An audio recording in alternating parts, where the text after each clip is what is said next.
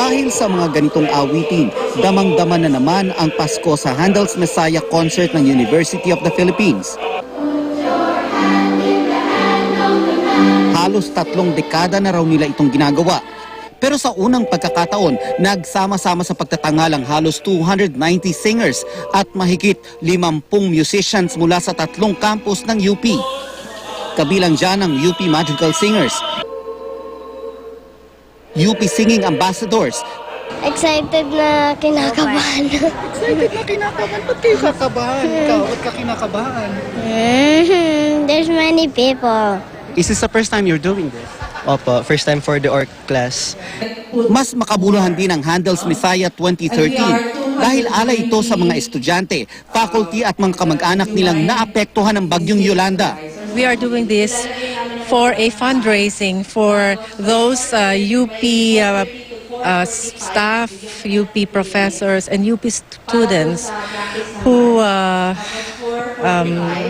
been affected by Typhoon Yolanda. We are always excited when it comes to itong yearly Messiah presentation of UP kasi dito nagsasama-sama lahat ng choirs and talagang madaming mga yung from the people from the community really look forward to this every year. Kabilang sa mga tampok na awit ang Sulong Iskolar na isinulat para sa mga binagyo.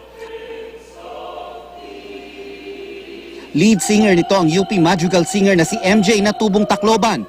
Emosyonal man, bukas palad na umawit si MJ para maging boses ng mga kapwa Taclobanon at ng lahat ng mga nasalanta ng bagyo.